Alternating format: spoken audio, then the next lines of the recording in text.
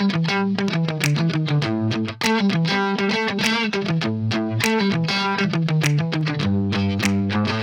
I started in the car business when I was 16, working as a car porter in the service drive, and that's where I got the general knowledge about the service department, car dealership in general, hierarchy, typically what customers are coming in for, what we could do to help them resolve their problems, get them in and out in a timely manner. And then later on I moved into new car sales. I spent almost 5 years at Honda, after that almost 6 years at Lexus. In fact, I met Pete here at Honda in 1996 and just grew from there. So when we both started in the car business and the sales side in 96, Sasha and I were actually both working the floor. I eventually transitioned to used cars. We had a split floor, and then I really wanted to have more of a structure, so I transitioned to service when Sasha stayed in the variable side. Obviously, we kept in touch. Sasha stood up in my wedding, so I mean that's a good thing. We've just kept in touch, and then obviously the journey to TVI. When I finally, the retail side was already, I was just 27 years in. It was kind of time to change, and TVI was a great transition, just because I used TVI. So I knew the product, I believed in the product, and I just wanted to jump into that field. When Will reached out to me and said, hey, who do you recommend for Illinois? You know, because we need an agent up there. There wasn't many names I would give him outside of the 2 or 3 names that I gave him that I would have stood behind, just because I knew they'd follow through. And obviously Sasha, being the number one guy, he actually followed through, and he's now part of our team. So I'm going to let probably Sasha talk a little bit more about it, because he's fresh.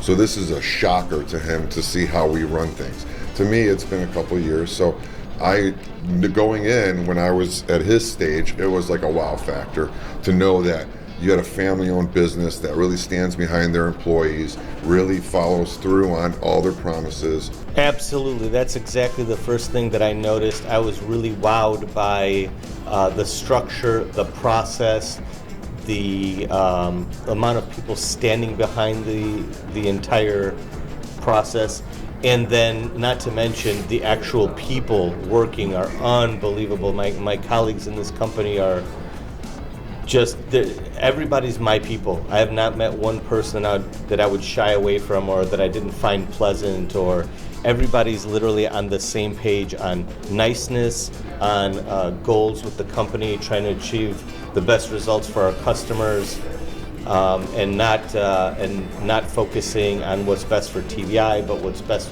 for the client, and that just inherently helps TVI. We have so many satisfied customers, and even at this very early stage, I'm building the best relationships with these service managers, service directors, fixed ops, and I'm even developing relationships with people on the new car side, because we gather some content and some reports that are relevant to them, and I can't wait to drop off a report to the new car or to the sales desk and show them, hey, here's all the people that are considering buying a new car because they clicked on view inventory, possibly a warm lead, and just building that bond with the dealership completely, not just specifically in the service drive, but throughout the whole store. And to piggyback off of that, to have different markets and different agents and colleagues that are in different markets, and to piggyback and talk to them and pick their brain is obviously a tremendous thing. And this company is all about it. It's about the company winning, not just a certain person. Just like Will was saying earlier, or Nick was saying earlier, it's more about put the client first and everything falls into place. Same thing goes here. When we look at the company as a whole, as a win, everything falls into place. So, and it's all hands on deck, no matter what concerns or needs the client has. It's literally all hands on deck. Printing, graphics, sales, our support staff that we have. I mean, it's definitely a whole complete team effort. Well, I think the biggest strategy right now is obviously Yes, growing your market share. I mean, that's a big deal because again, where are these people going when they're not servicing their vehicles with the dealer? And your number one defector is the independent. Now, the perception of that from that customer is that the independents are less expensive, quicker, and that's all a fallacy. So that's where in our marketing strategy we need to obviously focus on obviously the retention side of things, but get that conquest customer and that lost customer to come back in so we could show them and prove to them that we're better than the competition out there. That and for me, I believe it's all in that service writer to customer relationship.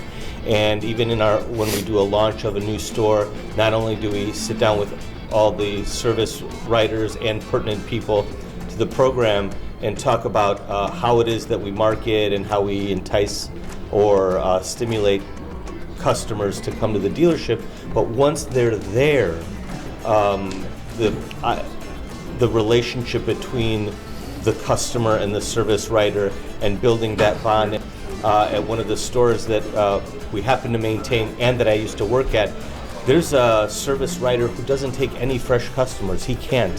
His calendar every day is full with his own repeat customers. They know his name, he knows their name, he knows what dog treats their dogs like, and they know what day he races his drag racing Buick, at the track.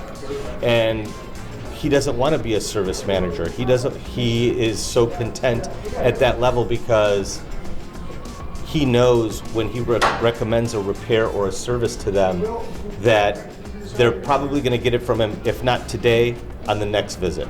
Right. So I talk about that bond, and because the more successful they are, the more successful we are, and it's genuinely a partnership from the top to the bottom, from us with them, and from them to the client down to the end, and keeping that customer active, writing ROs every. Yeah, the relationship building is obviously the main focus.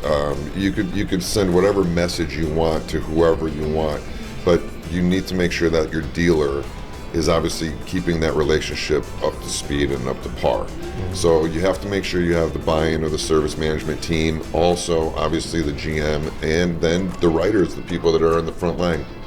They have to have that same mentality that the people up top hold them to. Mm-hmm. So they need to go into there and make sure that they're building the relationships with the customers, like you're saying.